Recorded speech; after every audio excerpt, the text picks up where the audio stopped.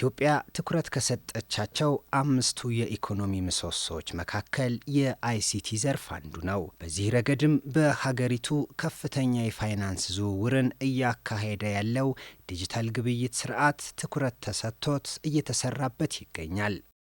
ኢትዮጵያ በጣም ጉልህ የሚባሉ ውጤቶችን ያየችበት ነው። በዲጂታል እንቅስቃሴ ለዲጂታል ስነ ምህዳር ግንባታ ከፍተኛ የሆነ ስራ ሲሰራ ቆይቷል። ኢንቨስትመንት ሲካሄድ ቆይቷል። በመንግስትም በፕራይቬት ሴክተሩም እንደዚሁ ኢንፍራስትራክቸር ሲለማና ሲስፋፋ ቆይቷል። ኮኔክቲቪቲም ሲስተሞችም ሲለሙ ቆይተዋልና አጠቃላይ የዚህ ድምር ዛሬ ያለንበት ሁኔታ ላይ እንድንደርስ አስችሎናል። የኮኔክቲቪቲ፣ የኢንተርኔት ተደራሽነት፣ የስልክ ተጠቃሚነት ይሄን ስናይ የፔመንት ሲስተሙን ይሄን ሁሉ ስናይ በጣም በርካታ ውጤት ታይቷል። የመጀመሪያው ዓመት የዲጂታል ክፍያ አገልግሎት በጣም ዝቅተኛ ደረጃ የነበረ ሲሆን አሁን በዲጂታል ክፍያው የሚንቀሳቀሰው የገንዘብ መጠን በወረቀት ከሚንቀሳቀሰው የገንዘብ መጠን በእጅጉ ላቅ ያለ ነው። የመንግስት አገልግሎቶችን ዲጂታላይዝ በማድረግም ሆነ በኤሌክትሮኒክስ ንግድ ዘርፉም በርካታ እድገቶች የታዩ ሲሆን የግሉ ዘርፍ የዳታ ማዕከላትን በማስፋፋት እና አዳዲስ የዲጂታል አገልግሎቶችን በማቅረብ ረገድ ያለው ተነሳሽነትና አስተዋጽኦ በእጅጉ ጨምሯል።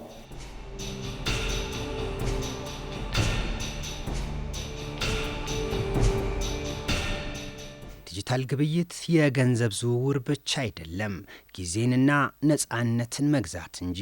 የቤት ክራይ ለመላክ፣ ለልጆች ትምህርት ቤት ክፍያ ለመፈጸም፣ ለመብራትና ውሃ አገልግሎት እንዲሁም ገንዘብ ለማስተላለፍ ቦታና ጊዜ ሳይገድበን በሞባይል ባንኪንግ ወይም በቴሌብር ሁሉንም ጉዳዮቻችንን እንከውናለን። የትራንስፖርት አንዳንድ ሴክተሩ ላይ ያሉ የሚገቡ ተሳፋሪዎች ላይ ቴሌብር መጠቀም አንዳንዱ ብዙ ጀምረዋል። በተረፈ የነዳጅ መቅጃ ላይ እዛም እጠቀማለሁ። ሌላ ደግሞ ያው ውሃና መብራት ከፍልበት ሰዓት ላይ እጠቀማለሁ ማለት ነው። አሁን ለምሳሌ ትራፊክ ማኔጅመንት ሲከሱ በቴሌ ብር ነው፣ በጥሬ ብር ቀርቷል። ኦንላይን መሆኑ ቶሎ ወዲያውኑ ከፍለ ጊዜን ያቃልላል። ሁለተኛ እዚህም ያየው የትራፊክም ክስ ሲኖር እዛው ተቀብለን እንጃ ፈቃዳችን ወደ ስራ እንሰማራለን። ሶስተኛ ነገር ደግሞ መንግስት እየሄደ ያለው አካሄድ ደግሞ በዚህ በቴሌኮም አገልግሎት ላይ ሰፊ ሽፋን መበስጠቱ እጅግ ሊበረታታና ሊመሰገን ይገባዋል። ብዙ ነገሮች ብዙ ሲስተሞችን እያየናቸው ነው። መብራት ክፍያ፣ የውሃ ሌላም ነገሮች ወደ ዲጂታል እየገቡ ነው ያሉት። ስለዚህ እነዚህ ነገሮች ደግሞ አንደኛ ማጭበርበር ነገር ይቀንሳል። ሁለተኛ ደግሞ ታይም ሴቭ ያደርጋል። አሁን የቲኬት ለመቁረጥ ሌላ ቦታ ከመሄድ በዲጂታል እዛው ባለውበት ቆርጬ ቀጥታ ወደ መሳፈሪያ ቦታ እመጣለሁ ማለት ነው። ሰዓት ለመቆጠብ እዚህ ጋር መጥቻለሁ። ለመቁረጥ ግን እዛ ጋር ነው የሄድኩት። እዛ ጋር እስከመጣ አንድ በቦታ መጥቶኛል አጋጣሚ ማለት ነው። ስለዚህ በዲጂታል ራሴ ቆርጬ ቢሆን ኖሮ ቀጥታ መጥቼ ይደርስበት ነበር ማለት ነው። እና እንደዚህ አይነት ነገሮችን በፍጥነት አገልግሎት ለማግኘት ሳትፋችን ኖረዋል።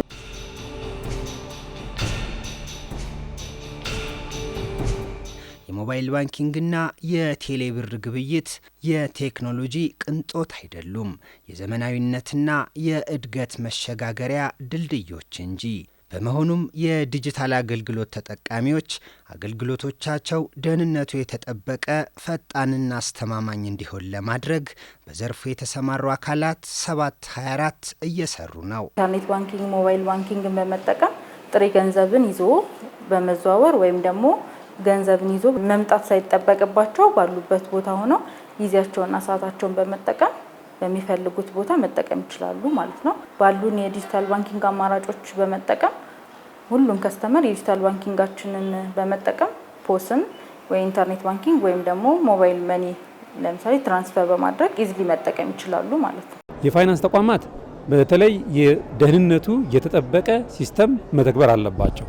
ለዚህም ደግሞ ደረጃዎች አሉ።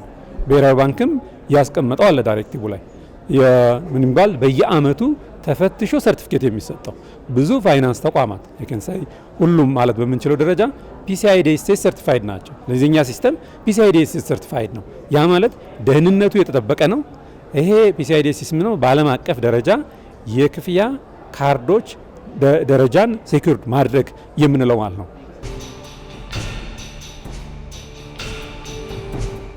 መንግስት በሰጠው ትኩረት ቴሌብርና ሞባይል ባንኪንግ እንዲሁም በሌሎች የባንክ መተግበሪያዎች አማካኝነት ከዚህ ቀደም የባንክ አገልግሎት ያላገኙ በሚሊዮን የሚቆጠሩ ዜጎች የፋይናንስ ስርዓቱ ተጠቃሚ እንዲሆኑ በማድረግ ተደራሽነቱን አስፍቷል። ይሄ ኪዋር ሲመጣ የሌሎቹም አገር ተሞክሮ የምናየው በሚሊዮን እጥፍ ማሳደግ የሚችለው አንዱ ይሄን ነው የሚያመጣው። ወደ ገጠሩ በቀላሉ መሄድ ይችላል። ወደ ገጠሩ ይሄን ኪዋር ቅድም ያያችኋትን ወስዶ ማስቀመጥ ነው ማለት ነው። በቀላሉ መስዋዕት ይችላል። ስለዚህ የፋይናንስ አካታችነትና ተደራሽነትን ማምጣት የሚያስችል በአጭር ጊዜ ብዙ ተጠቃሚ ማምጣት የሚያስችል ነው። ፈጣን ውጤታማና ካድሎ የጸዳ መንግስታዊ አገልግሎት እንዲያገኙ የህዝብ ተቋማት ቴክኖሎጂውን በተገቢው መንገድ እንዲጠቀሙ በማድረግ የተገልጋዮችን እርካታ ማረጋገጥና ዜጎች በሀገር ግንባታ ሂደት ውስጥ እኩል ሚናና የነቃ ተሳትፎ ማድረግ በሚያስችሉ ምቹ ሁኔታዎች እንዲፈጠሩ የማድረግ ኃላፊነት እንዳለበት መገንዘብ ያስፈልጋል። መንግስታችንም እነዚህን ኃላፊነቶች ለመወጣት የሚያስችሉ የዲጂታል ስትራቴጂዎችን ነድፎ በመንቀሳቀስ በርካታ ስራዎች እየተሰሩ ይገኛሉ።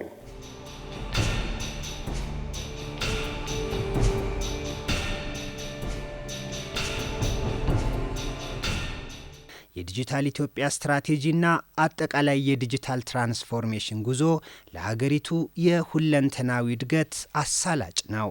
የመንግስት ተቋማት ለአያሌ ዜጎች አገልግሎቶቻቸውን በቴክኖሎጂ እገዛና በድረ-ገጽ እንዲሰጡ በማድረግ ቢሮክራሲንና እንግልትን ከመቀነስ ባለፈ ግልጽነትና ተጠያቂነት በማስፈን ስኬታማ አሰራር እየዘረጉ ይገኛሉ። በዲጂታል የታገዘ አገልግሎት ደግሞ በሙስና የሚባክን የሀገር ሀብትን በመቆጣጠር ረገድ ትልቅ አስተዋጽኦ አለው። ግልጽነት ይሰፍናል። የስራ ኤፊሽንሲ ይጨምራል። ውጤታማነት ይጨምራል። በስራ ይጠፋ የነበረው ጊዜ እንቆጥባለን፣ ሀብት እንቆጥባለን። ሙስናንም በዛው ልክ መዋጋት ያስችላል። ይህን ሁሉ አቅም የሚሰጥ እንደመሆኑ መጠን አሁንም ከዚህ በበለጠ ሁኔታ የኦንላይን ሰርቪሶችን አስፍተን አልምተን ለተጠቃሚው ተደራሽ ማድረግ መቻል አለብን። ግን ማልማቱ ብቻ ሳይሆን የሚለሙ ስርዓቶች ተናባቢ መሆን መቻል አለባቸው። እርስ በርሳቸው የሚናበቡ መሆን መቻል አለባቸው። ለሱም እንግዲህ እነዚህ ስትራቴጂዎች ያግዙናል። ቀጣይ እሱንም እየፈተሽን ተናባቢ የሆኑ አንድ ተገልጋይ አንድ መስሪያ ቤት ሂዶ ግን ከዛ መስሪያ ቤት ውጭ የሚሰጡ ሰርቪሶችን ሙሉ እዛው መስሪያ ቤት ማግኘት የሚችልበትን ሁኔታ እንዲፈጥር የሚያስችል የክትትል ስራ ማድረግ ይጠበቅብናል።